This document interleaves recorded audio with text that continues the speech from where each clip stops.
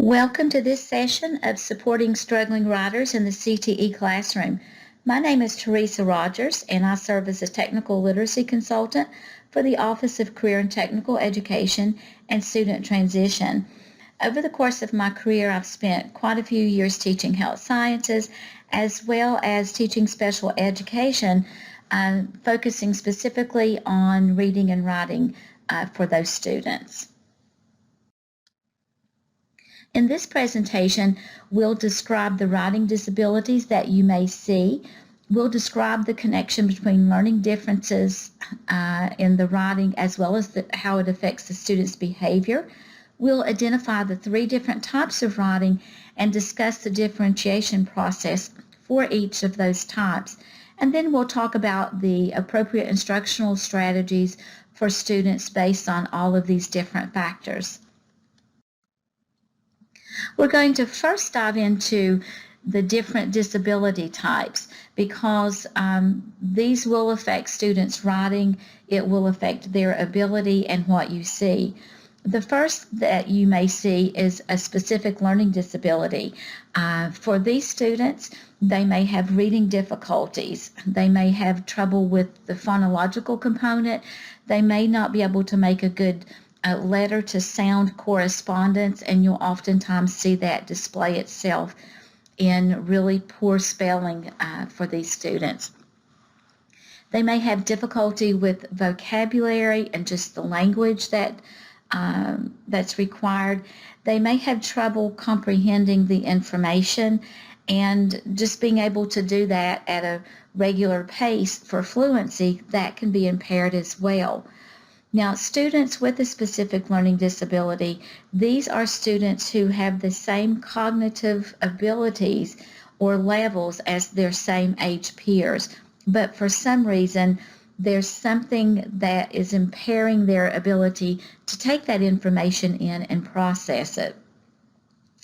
Written language disabilities, what you may see, first of all, is that motor ability. They may have extremely poor handwriting, and it's more than just a bad handwriting. There's a processing problem within the brain, taking the information in and then putting it out with those motor movements. They may have difficulty, their handwriting may be fine, but they may have trouble just organizing and processing information that they want to express through writing. And then for a lot of these students, all of these kind of run together in an information processing problem. They're unable to take in all of the information that they have and synthesize it into something that they can write and produce for a teacher or for anyone. Intellectual disabilities, on the other hand, these are students who fall below their same age peers when you look at their cognitive level, their cognitive ability. They may seem to remember information one day, but then the next day it's just not there. They may have delays in language that can affect their reading and vocabulary, and they oftentimes have difficulty understanding personal safety, personal connections, personal space. That interpersonal connection with students within the classroom may be a struggle for these students. So where do we get this information? First of all, if they have an IEP, that information will be there, and you should have access to it within the first couple weeks of school. It will tell you if the student has a specific learning disability or if it's an intellectual disability. And that's important to know because it affects how that we modify for these students. There's two words that you will see and hear, and of course that is accommodation and modification, but there is a difference between these. Accommodations is when we're exposing students, requiring students on that full spectrum of content. We're only changing maybe how that we present it to the student. So how the student learns the material may look a little bit different, but it's going to be the same material as other students in the classroom. We may use audio recordings, videos, readers. We may assign fewer things at a time. We may give directions and instructions aloud.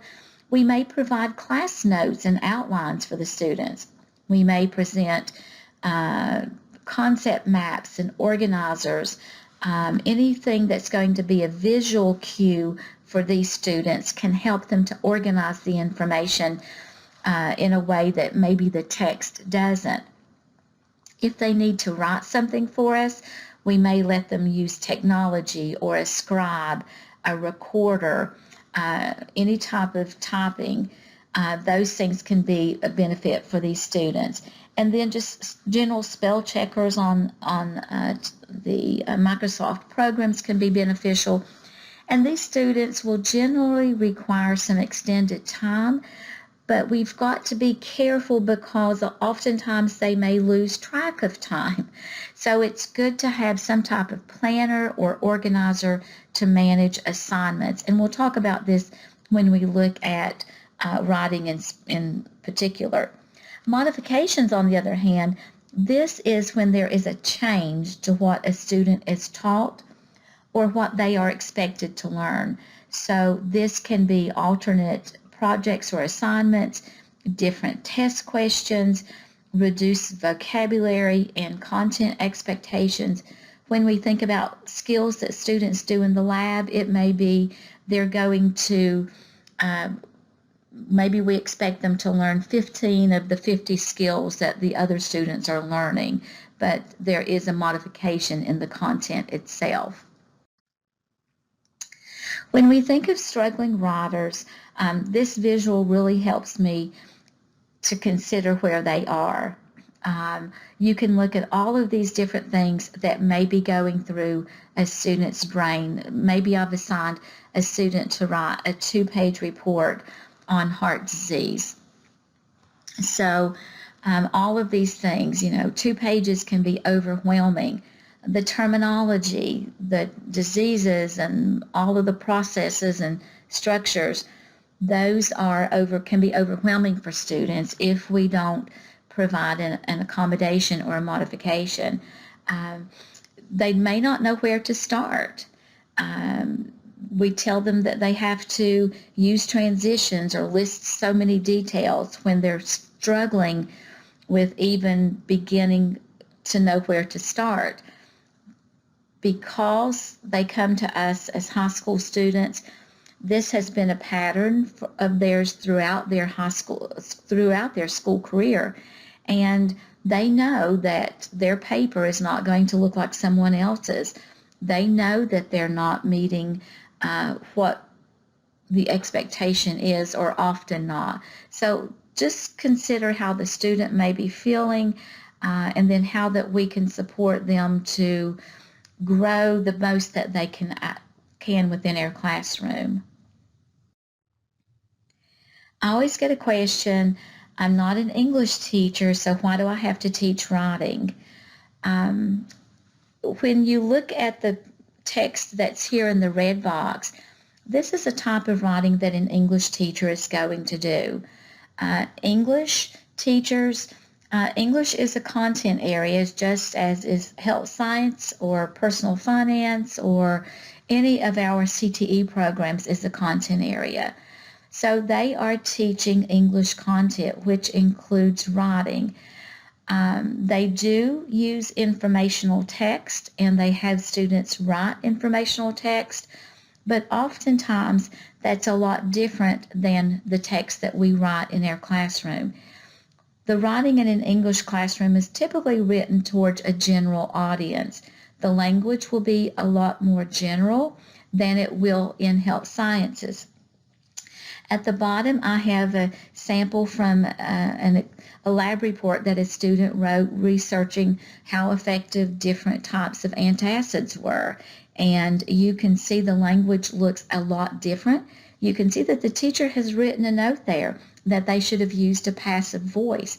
A passive voice in literature, you don't want to read that because it's so boring. But in Technical writing, that's just the standard that we use because we need that accuracy, that preciseness. When you look at the content that we're writing about, that is not the English teacher's scope of expertise.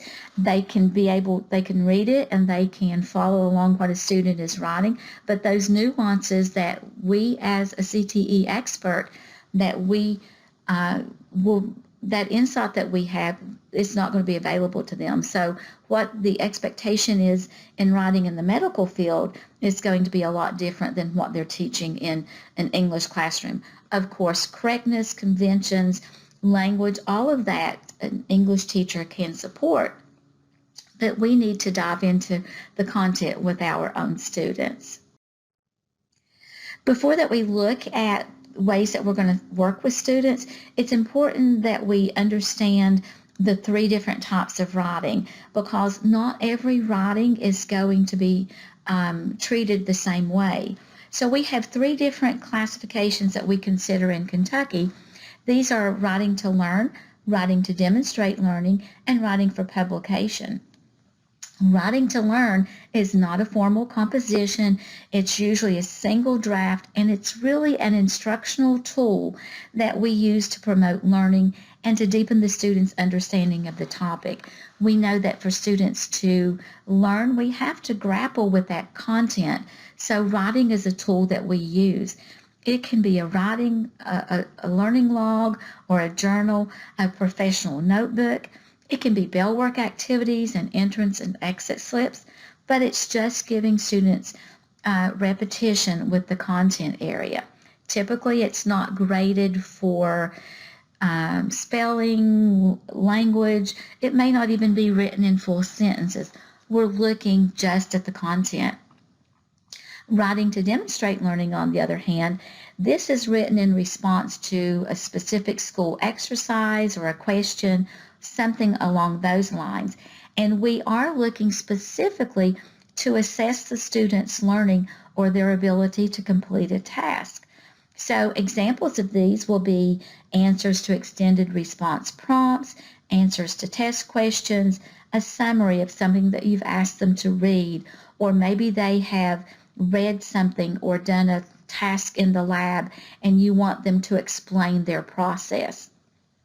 Again, this is typically not graded on any writing correctness or convention, but we're looking at the content itself. Writing for publication, on the other hand, is what most of us think about when we think about writing. These are formal publications that is written with a specific, authentic purpose. It's written with an awareness of the needs of the readers, and it's written in a real-world form. And this is intended to help students develop skills in communication and to promote their thinking and learning and build their writing skill. So this type of writing will be scored on how well that they have written whatever form that they wrote. This can include reports and proposals and case studies, brochures and pamphlets and flyers, speeches and podcasts and emails and websites, and it does include infographics and diagrams. Especially in our CTE areas, we communicate with visuals, so incorporate those into the writing assignments that you do for your students. When we think of differentiating writing, there are 4 things that we can change or modify. That may be the content, it can be the process by which we do it, it can be the product, and it could be the learning environment. So all of these can be changed and modified to support those students who struggle. When we think about differentiating content, we think about what we're teaching and what we expect students to learn based on their needs. So we're thinking about the depth of knowledge. Do they need some or all of the information? Can they handle all of the information or just the most important parts? Are we looking at something to enrich what they have learned, or do they need to go back and remediate, or to have other opportunities with the content to reinforce that learning? We need to consider levels of vocabulary. Some students can handle a lot. Others, we will definitely modify that for them as well. When we think of that, we think about how students take information in, because they've got to have information to write about. So think about the types of writing that your students do, and the content that you're going to differentiate is probably going to be that front loading of information that they're going to write about later. So here I have 4 different ways that a student might encounter information about the chain of infection. It may be an article that they read from a textbook, or it may just be a list, some type of list of the vocabulary or the key points. It may be a graphic that you see in the top right-hand corner that has the visuals that are very engaging for the students. It has bulleted points under each of those links in the chain. And then we have video that we oftentimes use. Typically in our classroom, we're going to present content in multiple modes. We don't present at one time and then we're finished with it, but we know that we continually have to reinforce the content that we've presented, just because students need that to be able to take it into their own learning and make it their own. When we think of differentiating content, we want to consider the 3 different types of learning. Remember, writing to learn, they're using writing as a tool to demonstrate their learning. So when we differentiate this, do we ask them to produce all of the content area or just some of it? Students with specific learning disabilities, we're going to hold them accountable to the full content as other students. Students with intellectual disabilities, we're going to look at those key concepts that we want to reinforce from that unit. All of these students, we may need to consider the depth of knowledge. Are we asking them to analyze and evaluate something as the other students are doing, or do we want to lower that cognitive demand and ask them just to define or list something? So again, it goes back to your student and what the expectation is for that student. So with our chain of infection, if that's our unit for the week, maybe the students, for bell work, we've asked them to list and describe the links in the chain of infection. So an accommodation for students that can access all of that content, maybe they're just using technology to record the answers, maybe they're getting extended time, or we're providing a word list so they don't have to struggle with spelling that. A modification, on the other hand, these students, I may ask them to only list the links in the chain, or maybe I've asked them to list 3 links in the chain. Again, this is a modification to the content load, so consider what that would look like. As we consider writing to demonstrate learning, remember this is where we're assessing what the student has learned about the task. Again, it's going to look very similar to writing to learn, so we may want to differentiate some or all of the information depending on what that student's need is. So that may be the depth of knowledge, defining and listing as opposed to analyzing and evaluating. It may be the levels of vocabulary that we ask them to use. So maybe my open response question on the test said, use the chain of infection to explain the importance of using PPE or infection control practices. So an accommodation is going to be like we saw with the writing to learn. It may be technology, it might be extended time, it may be a word list, it might even be some kind of visual organizer that I give the student. However, a modification for a student that needs that lower cognitive demand might be something, explain how the use of gloves can break the chain of infection. Maybe I give them a picture of the chain of infection and they tell me how the gloves stops that spread. Again, it's very tailored to your student, and once you know your students, it's not that much extra to make those modifications for them.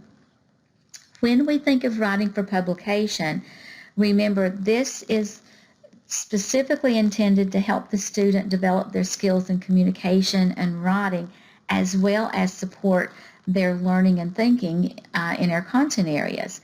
So when we think of differentiating this, we can differentiate the depth of knowledge. Are we asking them just to summarize and define those types of things? So maybe the assignment for the class was, we've asked a question, how do we protect ourselves in the event of another pandemic? And we're asking the students to create PPE guidelines to use in the event of another respiratory virus. So an accommodation for those students who have full access to the content, we can, an accommodation is going to be technology, graphic organizers, extended time, those things that is on their IEP. However, a modification for students that just don't have access to the demands of that content, we may ask them to write a paragraph explaining how the use of gloves can break the chain of infection. And for some of our lower performing students, it may be just a verbal, explain to me how that you do that. Can they organize their thoughts verbally as opposed to putting it in writing? When we think of differentiating the process, we want to consider the different types of writing. So writing to learn, just that everyday writing that students do in my classroom, I can provide samples or models. That's always beneficial to any student, even as an adult. If I'm asked to write something that I'm not familiar with, seeing a sample is very helpful. Another thing that you can do are sentence frames. These are really more for the lower performing students, but maybe my bell work for the day was to tell me what tools that we use to measure vital signs. So I may provide this tool for, I may put this on a Post-it note and just put it on that student's desk so that they'll have that, whereas the rest of the class does not need that. So it may be sphygmomanometers are used to, and then they can just fill in the answer there. It may be hypertension is, or the 3 types of personal protective equipment. Whatever that I have put on the board for my students as a class to write, typically I'm just going to place that on write that on a Post-it note and give that to that student, because usually it's only going to be 1 or 2 students in my classroom that need that level of modification for them. Writing to demonstrate learning, on the other hand, I'm looking again at the content, and that's what I'm using. I'm using that to assess what the student knows. So I can use technology, speech to text, autocorrect, anything like that that they use. And again, I can use a writing frame. So if the students have been asked to tell me the difference between hypertension and hypotension, I may just create this myself, blank and blank or alike, because they both, and then they are both different because hypertension is and hypotension is. You can, depending on what your students need, you can give them words to fill in the blanks, but again, this is very individualized to the students. But again, you're wanting to find out what that student knows about the content. And again, we can assess that orally, but writing is like a language. We become fluent the more we do it. And even though a student may not become a proficient or a distinguished writer, we want to, as much as possible, give them opportunities to write. writing to learn, writing to demonstrate learning. Those are frequent things that we do in our classroom that can promote that fluency of writing. Writing for publication, however, because this is a longer process, typically we don't do more than one of these formal writing products in a class, or I never do, because although it supports the content we teach, it's very time consuming and it's just a logistics thing. So when I'm writing for publication, and I think about my student needs, all of my students, regardless, I chunk a formal writing product up into chunks. I get better products, students learn more, and they're more engaged. It's easier to grade. So there's another presentation called Writing More, Grading Less that really goes into details about how to do this. But chunking it up for any student can lead to better writing products. Again, I want to provide a sample or a model for these students. And for students that struggle with how to get started, before that you start that writing product, brainstorm what are things that the reader needs to know about it. What are the important parts? What vocabulary do I want to include? All of those. And for the struggling writer especially, the more that you can do that up front, the better that they can apply that into their writing.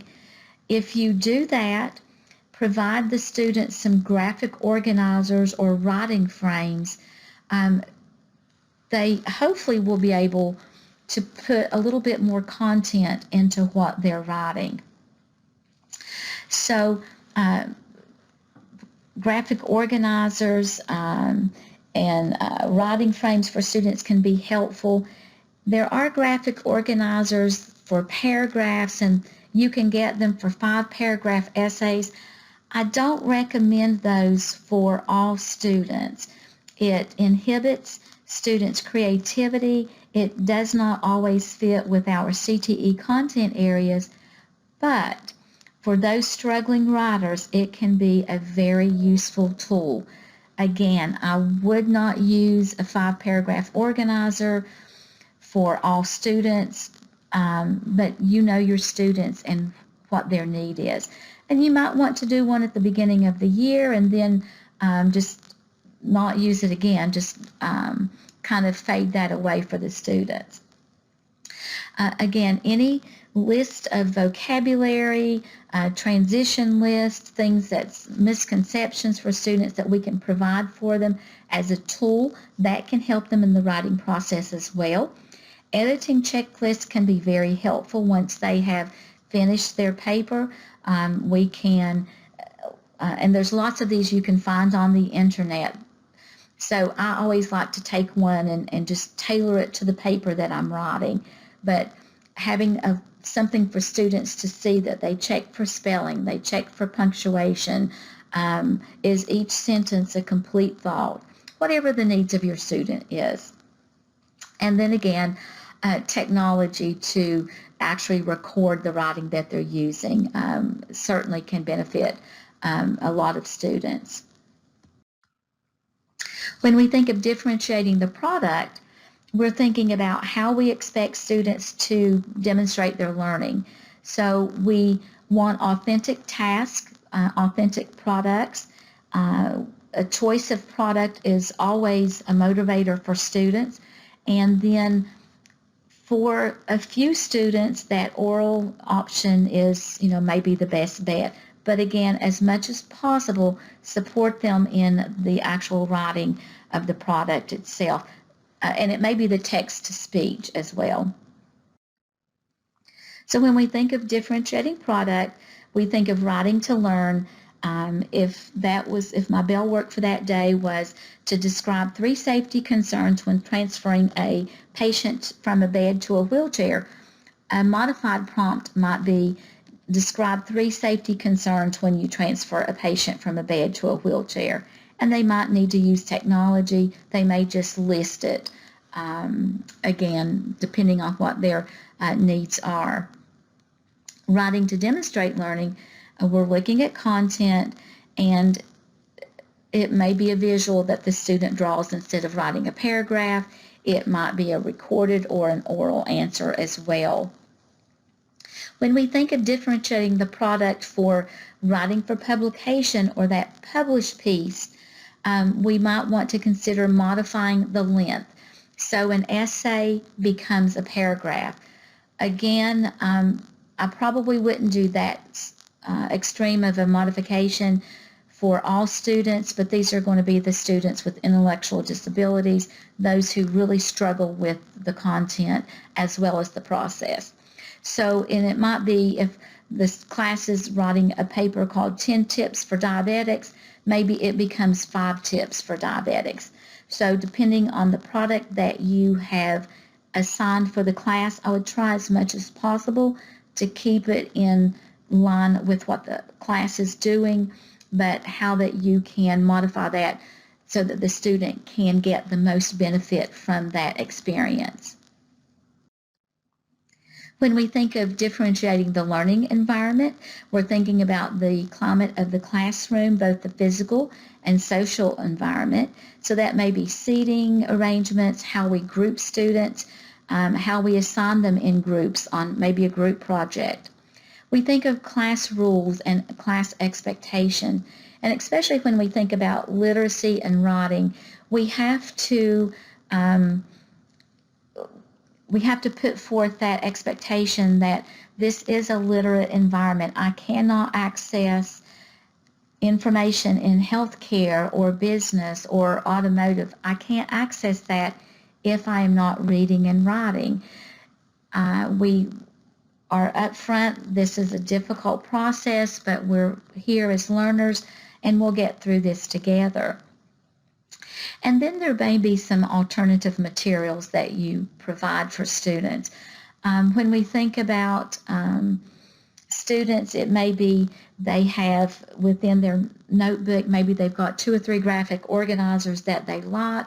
Maybe they have a vocabulary list or tools in a notebook that they have access to all of the time. So this has been a lot of information for you to consider with how to support struggling writers.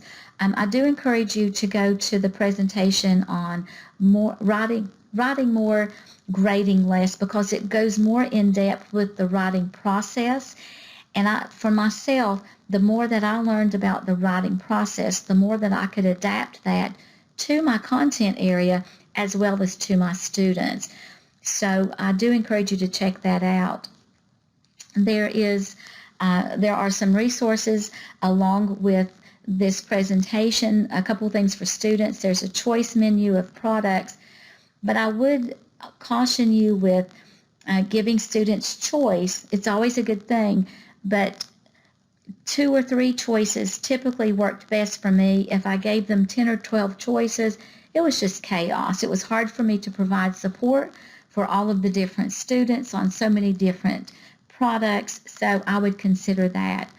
Another resource that is here is the text chunks organizer, and what this is, if you're using a piece of text with a student, if they're going to read something that they're going to write about, instead of giving that to them to read all at once, they will chunk it up, or you will chunk it up, maybe read a section a day, maybe the introduction, and whatever works best for your instructional routine. But give them a couple days to read and grapple with that text, and then they can, if they're using that in their writing, they'll be a lot more familiar with that content. Teacher resources, these are some resources that can help deepen your understanding of what writing looks like and the needs of some of our struggling students. So all of these files will be there if you want to take time to look through those and to find some ideas that might work for you. I chose not to include a ton of graphic organizers and acronyms and things just because teaching writing is so individualized to me as an instructor as well as to my content area. Again, that the more that I understand about the process and the needs of the students, I can always find something that will that I can modify and make work for my classroom. So thank you for joining me, and I wish you all the best of luck with your new classes this year, and thank you so much for joining me.